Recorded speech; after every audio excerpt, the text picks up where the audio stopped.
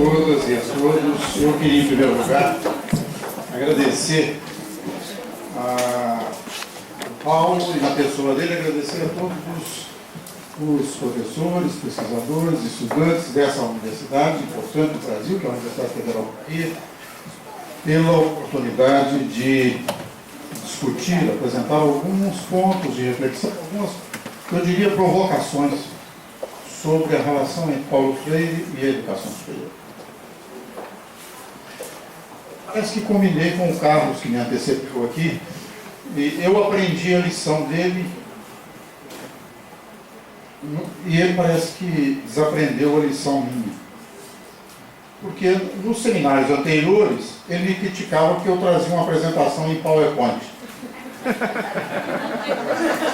Hoje ele fez uma apresentação em PowerPoint e eu resolvi não trazer para não ser criticado por ele, porque eu sabia que ele estava aqui.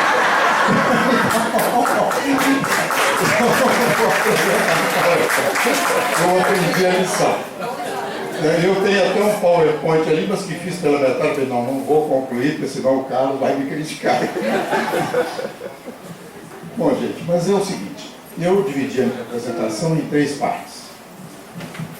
Uma primeira parte é sobre a crise e a crise que se abate sobre a educação superior. Na América Latina, em geral, no Brasil de modo especial, e eu não sei dizer se no resto do mundo, porque eu não pesquisei o resto do mundo.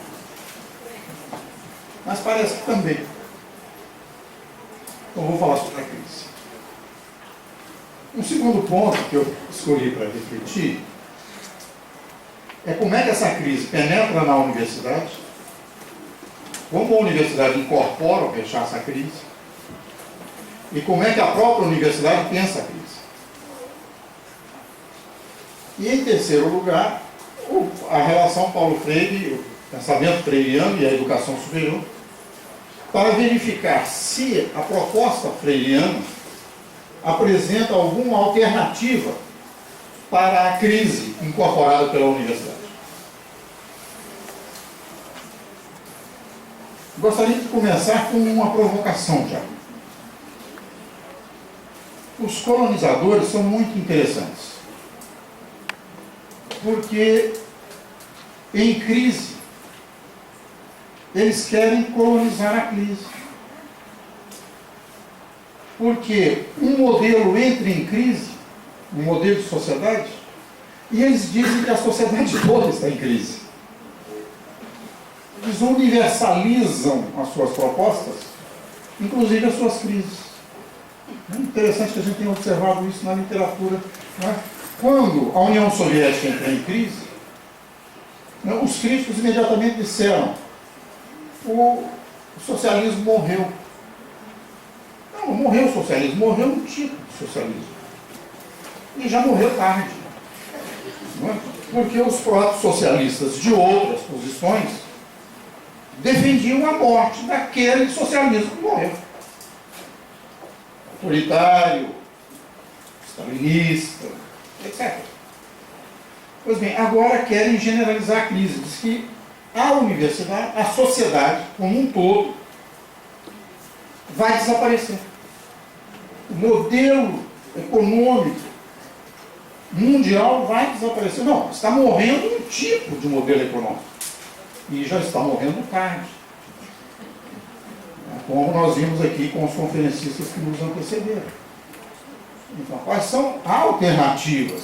Evidentemente que quem está no olho do furacão da crise, como os pensadores hegemônicos, eles têm uma tendência, uma tentação a pensar que o mundo inteiro está em crise e que as outras teorias não têm saída da crise. Eles carregam consigo essa tentação. Primeiro, de achar que vão continuar hegemônicos, inclusive na crise. O seu pensamento também está em crise, porque eles não encontram saída, né, para as perspectivas críticas que estão vivendo. Mas são incapazes de olhar para o outro lado e ver outras perspectivas, que talvez tenham saída. Porque são outras propostas, outros projetos de sociedade, outras propostas de universidade. Caso específico que nos interessa. Há uma tendência natural nas sociedades em crise e nós já assistimos isso ao longo da história. Se a gente pegar lá na história antiga, eu vou buscar um exemplo bem distante de nós. Na antiguidade ocidental, quando a Grécia entrou em crise, a civilização grega, especialmente na transição dos impérios criados a partir do Império de Alexandre, nasceram 3 pensamentos profundamente críticos: o estoicismo, o epicurismo e o cinismo. Naquela transição, em Grécia, o Império Romano ainda não existia, e o Império de Alexandre estava se esboroando, logo depois da sua prematura morte. Essas 3 correntes de pensamento, o estoicismo, o cinismo e o epicurismo, tinham um traço comum, que é o desencanto com as instituições, todas as instituições, e uma espécie de migração para o próprio interior do indivíduo. Essa migração aparece nas 3 correntes, em que os indivíduos passam a pregar a ataraxia, a não participação, o individualismo, o cada um por si e os deuses contra. E na transição crítica de uma sociedade que teve como frontispício o individualismo, essa migração para o interior do indivíduo parece muito mais aguçada.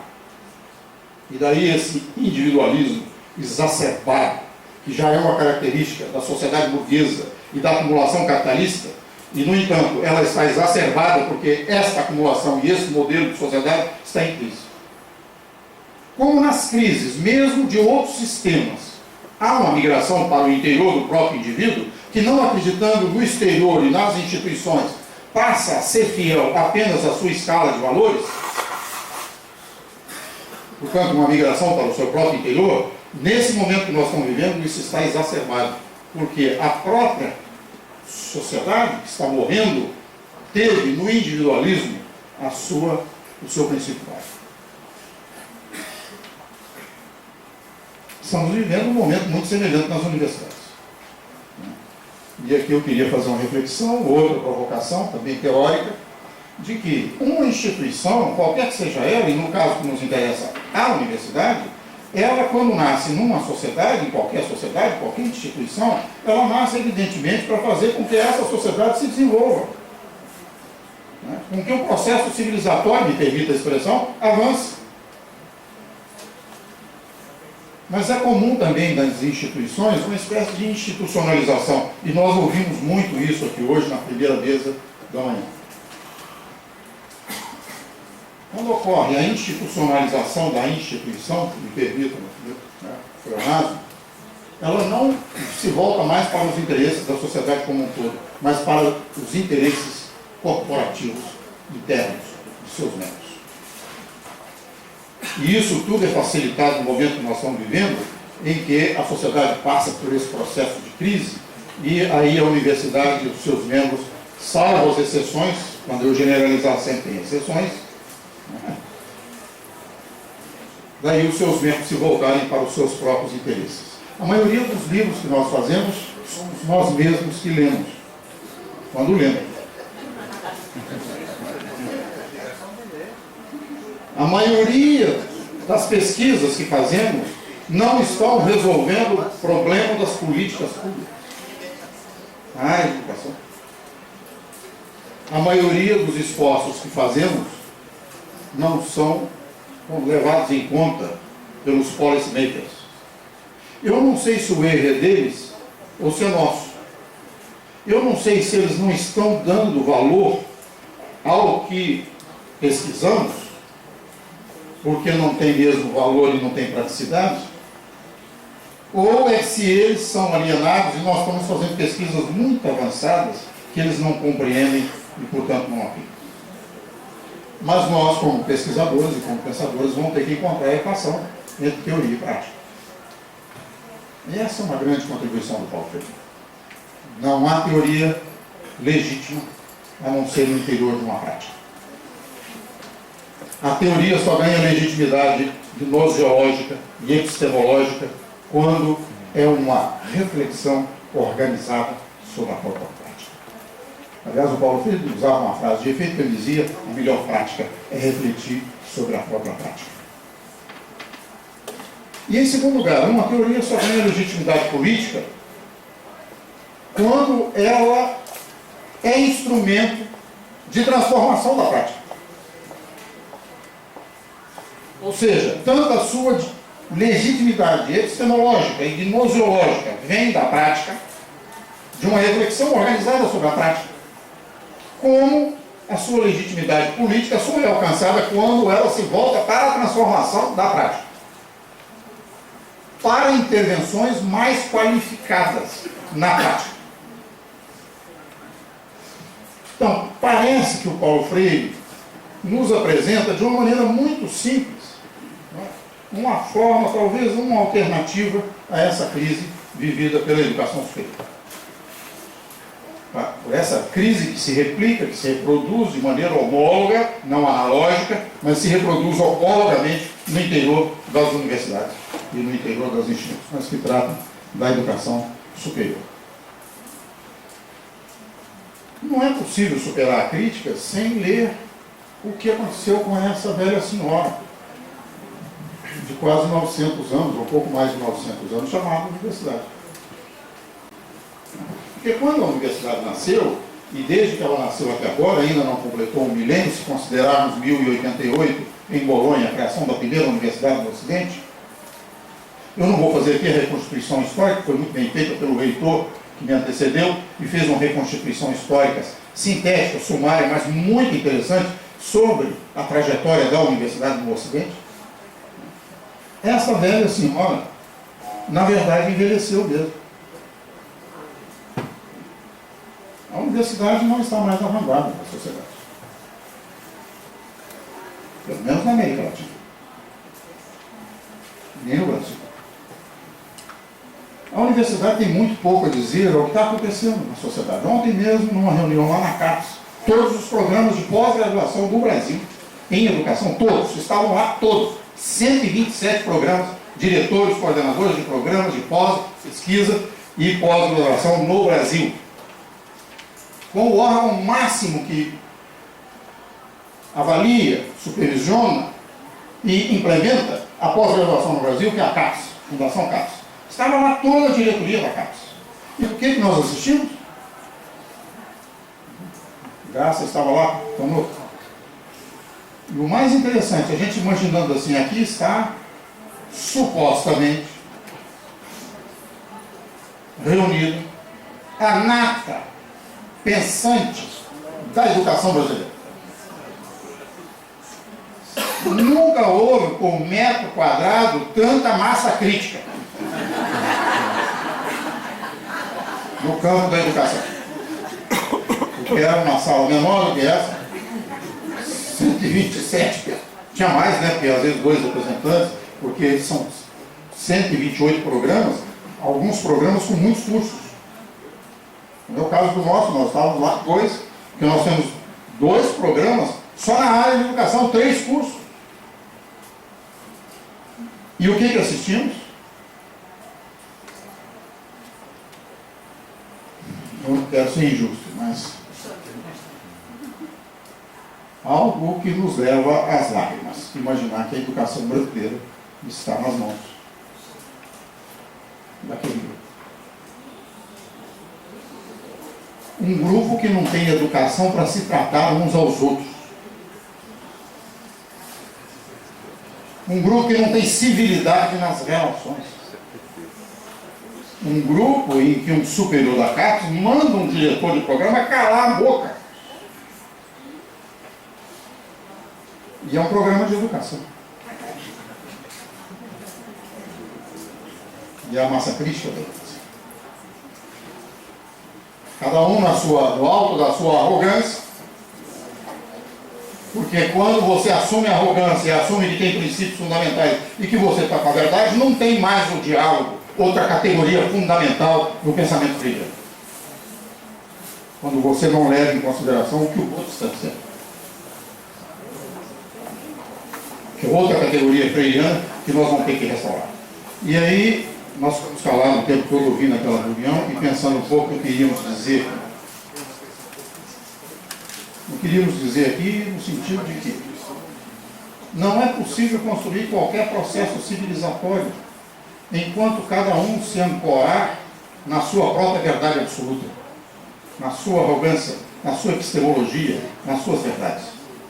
Não é possível construir um processo alternativo na universidade nem em lugar nenhum, enquanto não restaurarmos o diálogo, de considerar que a universidade é o lugar essencial do diálogo. As teorias são bem-vindas, várias perspectivas devem ser levadas em conta. Não é apenas respeitadas, mas levadas em conta para a construção de um projeto alternativo de universidade, de intelectual e de ciência. Essa velha senhora envelheceu. Essa velha senhora envelheceu a nosso juízo porque ela assumiu o não diálogo.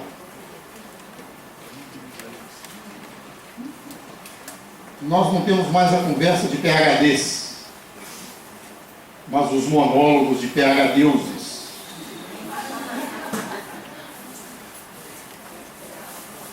Que não olham, inclusive, para baixo do sistema. Quer dizer, o sistema brasileiro, vou dar agora exemplo do Brasil. O sistema brasileiro vivemos problemas homéricos na educação básica, homéricos. E a pós-graduação em educação, salvo exceções, de olhos fechados para os problemas que estão acontecendo no próprio sistema educacional. Na educação básica. Ontem tivemos um debate de quase 1 hora, um debate virulento sobre ser preocupação da pesquisa em educação a formação de professores ou não.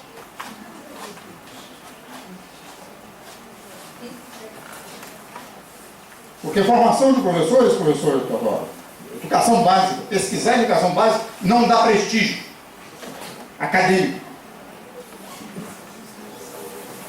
E não dá mesmo. O Ministério do meu país criou uma coisa que parece um corpo estranho, uma coisa esdrúxula, chamado mestrado profissional, como uma alternativa para tentar voltar os olhos da pós-graduação para a educação básica. E a academia está resistindo aos mestrados profissionais. A academia não quer saber de mestrados profissionais na área de educação. E por isso mesmo, a pós-graduação, ensino de, etc., está saindo da área, não está se filiando à Ampere e vai constituir uma área à parte. Porque não encontra eco na academia mais sofisticada que pesquisa educação. Que diz que pesquisa educação. Agora, não é possível introduzir o Paulo Freire nessa universidade. Não é possível. O Paulo Freire entrou na universidade e me disseram que eu estou errado, porque eu considero peremptoriamente que não entrou na universidade. Paulo Freire não entrou na universidade. O que entrou na Universidade de Paulo Freire são epígrafes de teses, frases de efeito, nomes de bibliotecas, de salas de aula, de centros de pesquisa. Paulo Freire tem muitos. Muito. Mas o Paulo Freire, enquanto pensador, não entrou na universidade, porque a universidade não aceita um intuitivo e o considera apenas como intuitivo, como não pensador. Não é pensador. E se não é pensador, é um educador de adultos, criou um método de alfabetização, portanto, na universidade, não tem prestígio na universidade de alfabetização, não tem prestígio a educação de adultos, não tem prestígio a educação não formal. Há exceções. Toda vez que eu falo isso, eu tenho que abrir uma exceção, e aqui presto homenagem ao grupo que está aqui da Paraíba, que tem uma cadeira de educação de adultos, de educação popular, de educação não formal. E faz pesquisa sobre isso, sistemática, a despeito do desprestígio que eles recebem do resto da academia. Portanto, cumprimento a Emília que está aqui, a Ednei, e as colegas da Universidade da Paraíba, que tiveram a coragem e têm a coragem de enfrentar essa questão, mantendo a pesquisa sobre a educação de adultos, sobre a alfabetização, sobre a educação popular, numa universidade federal. Há exceções. Mas são exceções que confirmam a regra.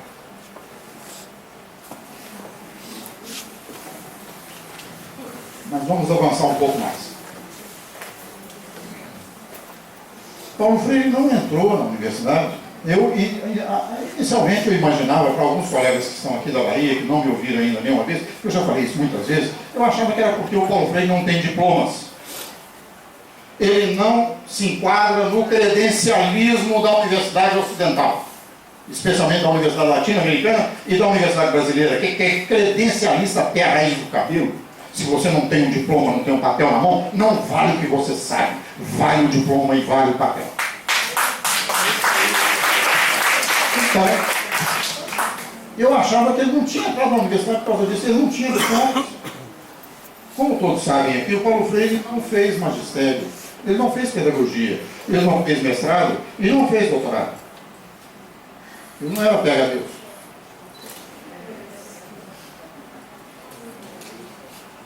Dizem que o Paulo Freire defendeu aquela tese famosa, Educação e Atualidade Brasileira, lá em Recife, então aquilo não era tese, aquilo era concurso para ele conseguir um emprego na universidade. Ele escreveu aquele texto maravilhoso, mas era um texto de um concurso público. Tem uma tese ali dentro, claro, uma tese maravilhosa, mas não era a tese formal defendida no curso de pós-graduação, etc. Ele não tinha esse título. Agora, eu estou convencido hoje que Paulo Freire não entrou na universidade porque ele ameaça a universidade e os intelectuais hegemônicos, não orgânicos, dos oprimidos, ele os ameaça em 3 aspectos. É uma ameaça séria. Primeiro, Paulo Freire ameaça a universidade porque ele afirma categoricamente que existe uma vantagem gnoseológica e epistemológica no saber dos oprimidos. E para um intelectual aceitar isso é muito difícil. Achar que existe um saber mais avançado que o meu na visão do oprimido e da oprimida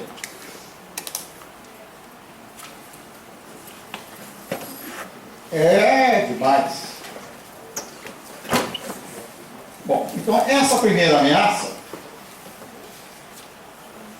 o Paulo Freire não disse que os oprimidos e as oprimidas são mais inteligentes. Ele não disse que os oprimidos e as oprimidas são mais perspicazes, têm uma formação melhor. Ele não disse isso. Ele disse que potencialmente eles é que têm a capacidade de fazer a transformação e a superação. Portanto, há uma vantagem epistemológica, há uma vantagem gnoseológica, há uma vantagem civilizatória, há uma vantagem econômica, há uma vantagem política. Porque ele disse, somente o oprimido em se libertando, liberta também o seu opressor. O opressor jamais libertará ninguém, nem a si mesmo. Libertará de quê? Das amarras do pensamento conservador, do pensamento instituído, do pensamento instituinte. Superará o instituído, mas quem fará isso é o oprimido, não é o opressor. Mais uma provocação. A universidade, que se diz tão autônoma, tão livre, né, é a instituição considerada mais autônoma no Brasil, é o território. Você sabe que no território de uma universidade federal, a polícia não pode entrar e prender um professor lá dentro e nenhum estudante, porque aquilo é território federal. Somente a Polícia Federal e somente o reitor podem autorizar a entrada da polícia no campus da universidade. Sabem disso? Pois bem, essa autonomia toda, eu costumo dizer, provocando, que a universidade é o último território colonizado do Brasil.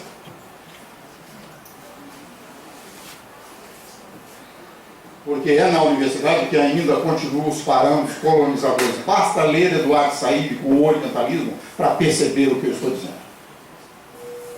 Mas são as referências que nós temos?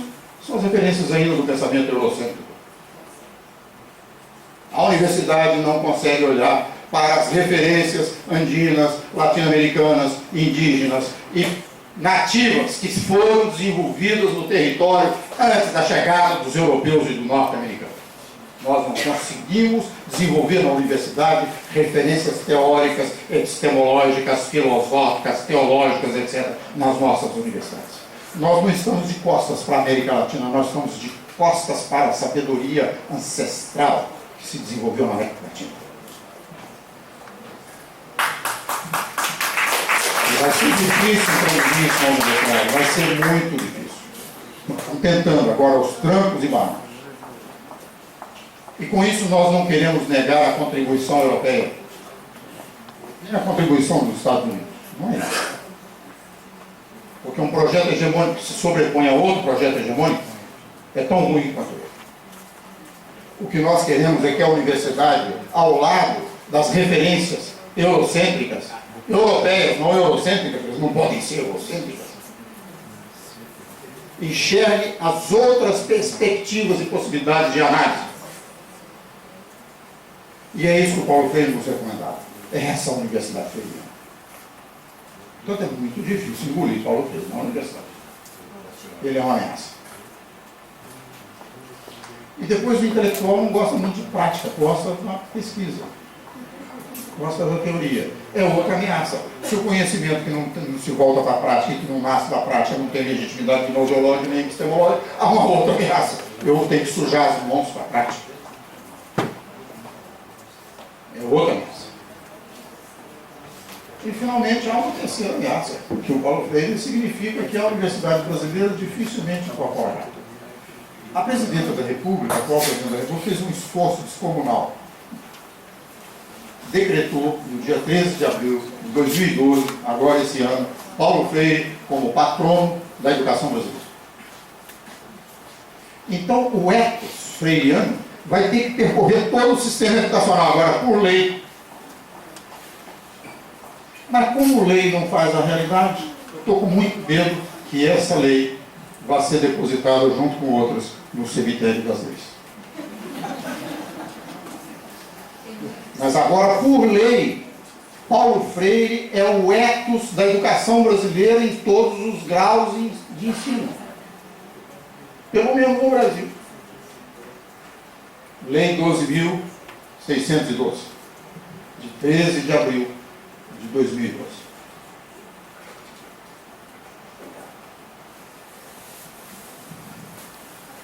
Mas eu queria dizer que o Brasil vem fazendo algumas tentativas de introduzir a universidade. Quer dizer, só por essas razões que eu falei até agora, eu sei que o meu tempo é limitado, já justificaria falar de uma universidade freiriana. Mas eu vou falar por outras razões. Paulo Freire, será que algum dia falou sobre educação superior, sobre o papel dos intelectuais? Porque ele é conhecido no mundo inteiro, é muito estranho. Né? Quando o Manuela sugeriu o tema, e o Teodoro incorporou, e o Paulo, com a equipe aqui da Bahia, trouxe esse tema para esse seminário, eu pensei, eles vão pensar que é uma coisa muito estranha. Porque Paulo Freire é conhecido como um professor da educação de adultos, da educação não formal, da alfabetização. Será que o Paulo Freire alguma vez refletiu sobre educação superior? Será que alguma vez ele debateu sobre o papel dos intelectuais?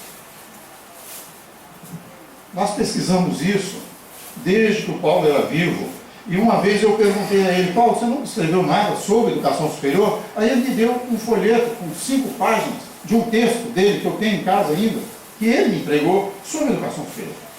Mas era muito precário, 5 páginas, reflexões muito sumárias, algumas sugestões, algumas indicações, nada que pudesse nos autorizar a defender uma teoria freiriana da educação superior.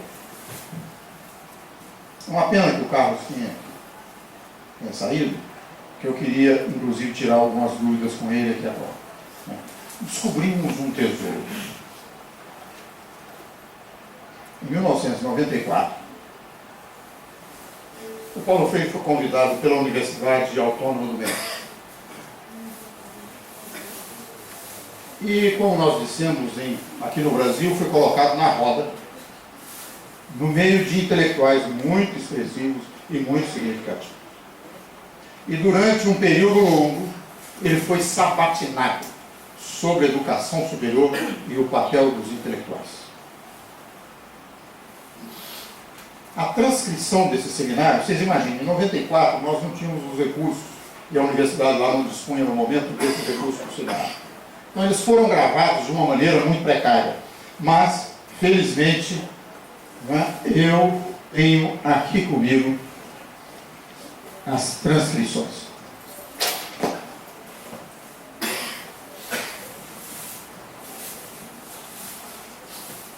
Estão aqui. As transcrições em espanhol. desse seminário famoso que ocorreu no México. E qual era o tema? A educação superior. Quem era o principal protagonista, respondendo aos questionamentos dos intelectuais de várias partes do mundo? Paulo Freire. As respostas dele estão todas aqui. E nós vamos publicar isso agora.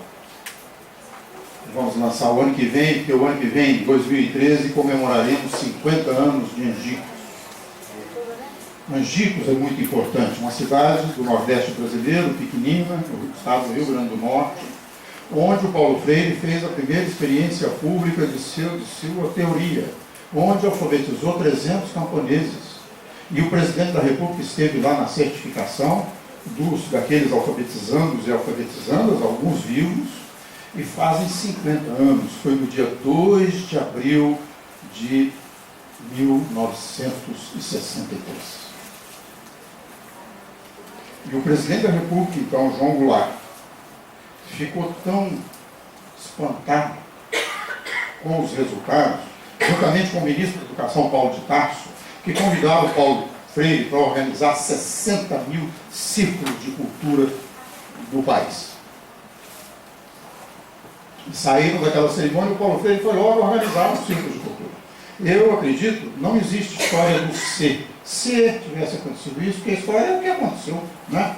Eu sou historiador, de formação inclusive, mas eu vou me permitir uma elucubração com o ser, com o condicional. Se o Paulo Freire tivesse tido tempo de organizar os 60 mil círculos de cultura, possivelmente a história do golpe militar no Brasil seria escrita de uma maneira diferente. Nós penamos 21 anos de uma ditadura porque não houve tempo. E não houve tempo porque o golpe foi antecipado. O golpe estava programado e o Serviço de Inteligência do Brasil sabia que os militares já estavam conspirando. Mas o golpe estava programado para outubro, setembro, outubro, ou novembro, data da República.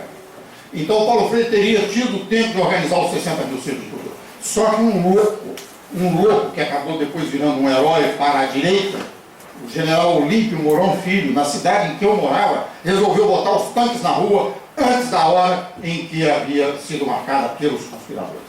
E deu o golpe no dia 1º de abril de 1964. E por isso não organizar os 60 mil círculos de cultura.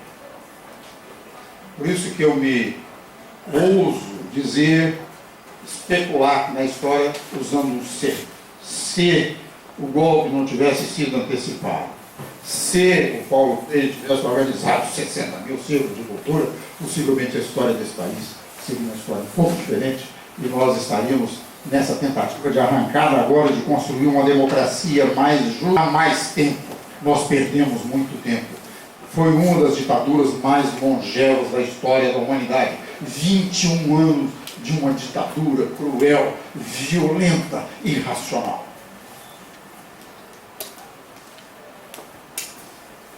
Pois bem, Paulo Freire foi preso, aliás, um dos primeiros a ser preso depois do golpe, porque embora não filiado a nenhum partido clandestino, nenhum partido de esquerda, embora não tivesse nenhuma ligação dessa ordem, foi o primeiro a ser preso. Por quê? Porque ele representava um perigo para a revolução, para a chamada revolução entre aspas. E de fato os militares nisso tinham razão, ele era muito perigoso mesmo. Como ele é perigoso para a universidade. Ele é muito perigoso. O pensamento dele é muito perigoso. E o Paulo Freire, então, desenvolve uma teoria aqui sobre o papel da universidade e sobre o papel dos intelectuais. Uma provocação que fica para um próximo encontro. E depois do livro publicado e vocês verem. Quando ele fala no papel dos intelectuais na segunda metade dessas transcrições, a meu juízo, mas certamente vamos submeter ao juízo de todos os companheiros, do RIAIP e outros, de outras academias, de outras universidades, aos pensadores populares, aos educadores populares, a meu juízo, quando ele fala do papel dos intelectuais, ele supera e atualiza Gramsci.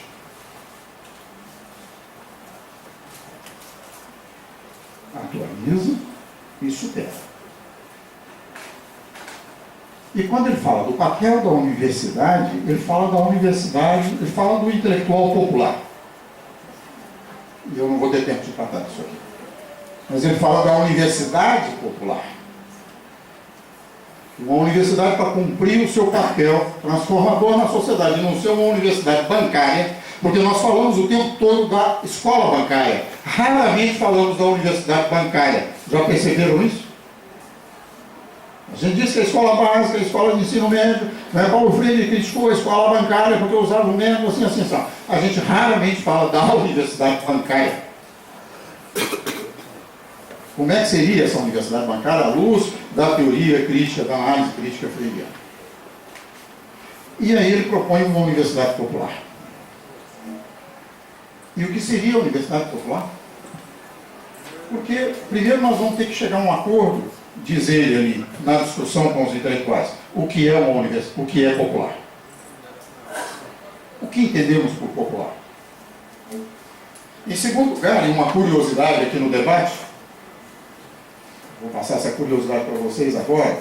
Aliás, quem me provocou o tempo todo com isso, eu nunca tinha entendido por que a professora Luísa Cortesão, lá de Portugal, toda vez que encontrava com ela, em qualquer debate, ela me perguntava assim, é verdade que Paulo Freire abandonou o conceito de conscientização? E eu, irresponsavelmente, respondia para a Luísa, sim, Luísa, não abandonou não, claro que não. Mas eu respondia assim, sem pesquisa. E aí, o Paulo Freire, no debate lá no México, na cidade do México, me contraria e diz o seguinte: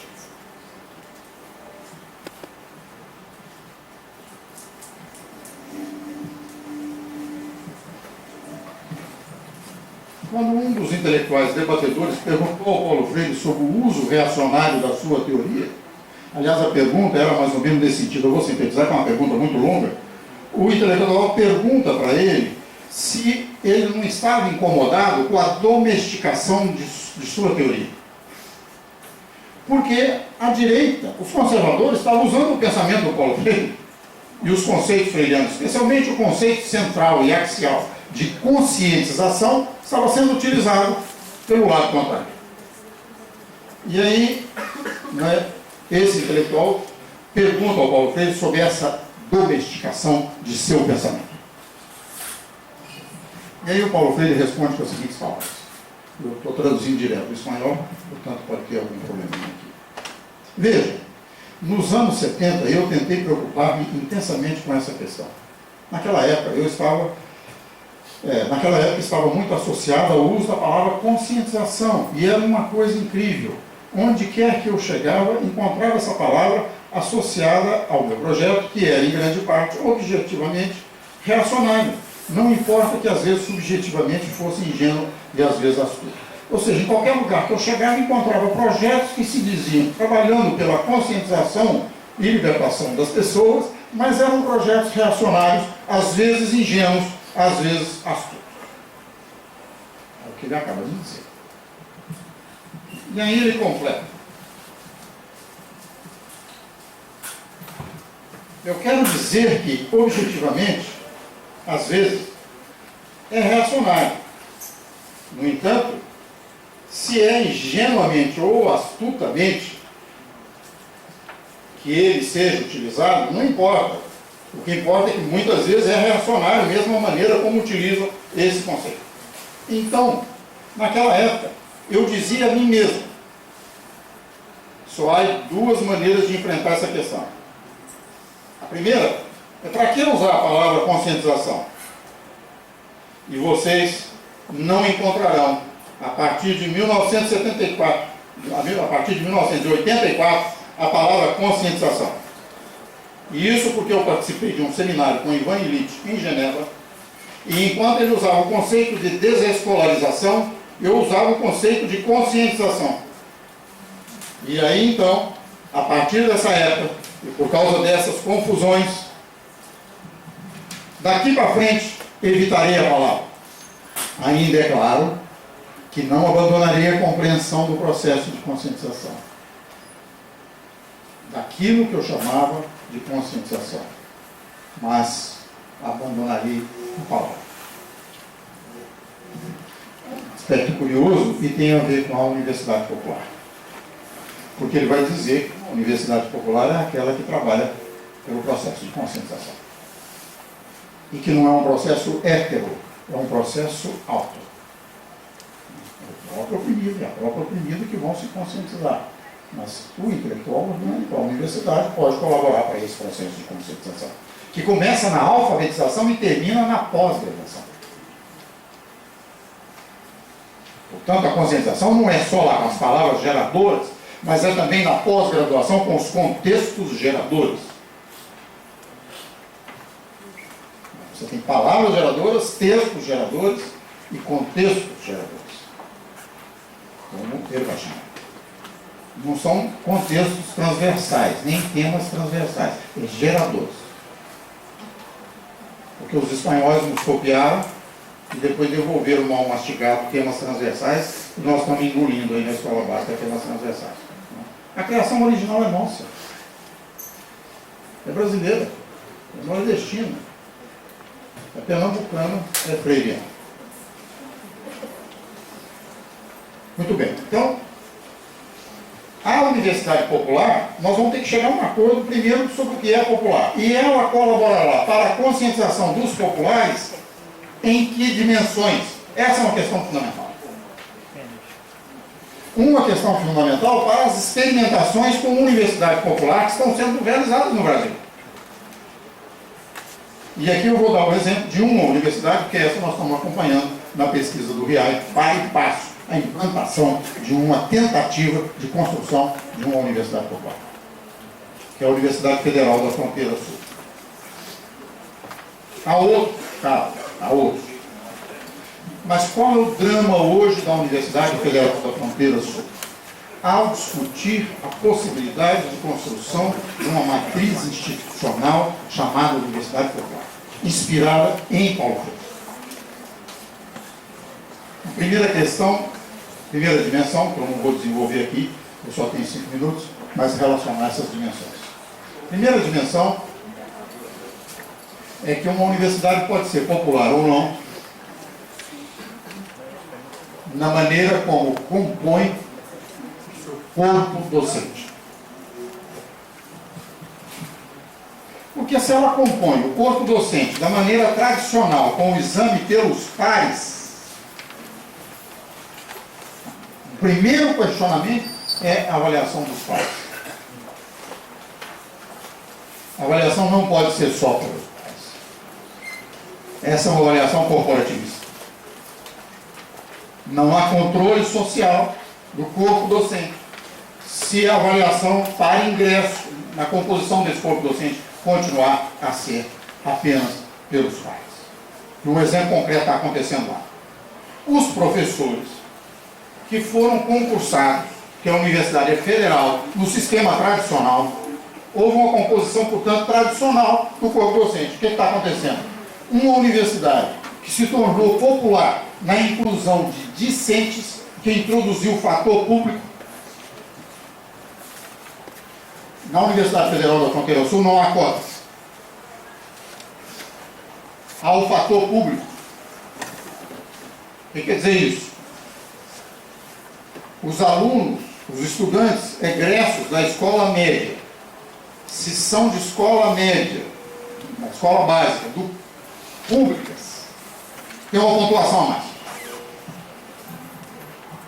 E se são do campus, tem uma pontuação maior ainda, que é uma universidade que nasceu dos movimentos organizados do campo e voltada para a transformação do campo, naquela região brasileira, chamada Grande Mesorregião da Fronteira Sul, que abrange 3 estados, são 5 campi, e nasceu de 35 anos de luta dos movimentos sociais do campo. A universidade completou 3 anos de idade agora. Já tem quase 20 mil alunos, a maioria, 98%, são filhos de trabalhadores, né, são originários de escolas públicas. E desses 98% de toda a composição docente da universidade, mais da metade são filhos de trabalhadores do campo. Portanto, houve uma inclusão, um processo de inclusão. mas um processo de inclusão discente que agora está sofrendo um processo de exclusão interna. Qual é o grande choque? Os professores que foram recrutados no sistema tradicional estão reprovando os alunos em massa, porque a referência deles é a referência da universidade tradicional e não a referência de uma nova universidade que está sendo construída. Essa é a luta que está travada lá hoje. Então, a universidade precisa se perguntar se ela é popular quanto ao ingresso de discentes, quanto ao ingresso de docentes, é a outra dimensão. Depois ela precisa se indagar se ela é popular quanto ao currículo. E o que seria um currículo popular? Nós estamos levantando a hipótese, eles estão construindo o currículo em 3 grandes componentes. O primeiro componente que eles estão chamando de domínio comum, que é uma parte curricular voltada para a formação do cidadão. Curiosamente, o Carlos, que diz que o multiculturalismo está morrendo, está morto, foi inspirado num livro deles que eles construíram, o chamado domínio comum, que é para formar em todos os cursos da medicina até as ciências duras e as ciências sociais, lá nessa universidade, é para formar o cidadão ativo multicultural, que é um conceito que o Carlos desenvolveu em uma de suas obras. E a inspiração é nele mesmo, é no livro dele, estudaram o livro dele. O que eles entenderam de cidadania ativa multicultural. Então, o domínio comum do currículo deles é para construir esse cidadão ativo multicultural. Isso eles já chegaram a um acordo lá, que disciplinas em todos os cursos de graduação da universidade vão compor esse grande conjunto chamado domínio comum.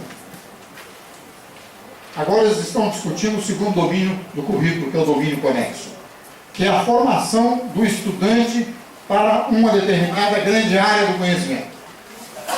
Um estudante que vai ser médico, ou enfermeiro, ou dentista, ou biólogo, ou bioquímico, ele tem que conhecer o domínio conexo. Um outro grande domínio com outro conjunto de disciplinas. E o terceiro domínio, que é o domínio que eles chamam de específico, que é a formação do profissional naquela opção que ele fez em nível superior de graduação. Muito bem. Uma universidade, outra dimensão que a gente poderia levantar, já encerrou meu tempo, é sobre a avaliação. Uma universidade é popular na avaliação? Como? Para isso, nós aplicamos uma pesquisa durante 1 ano e meio sobre a avaliação que os professores daquela universidade estão fazendo, avaliação da aprendizagem, para entender os mecanismos do que é um esforço para a construção de uma avaliação popular, dialógica, meio. Como eu não tenho mais tempo, queria agradecer e deixar as provocações para a discussão. Obrigado.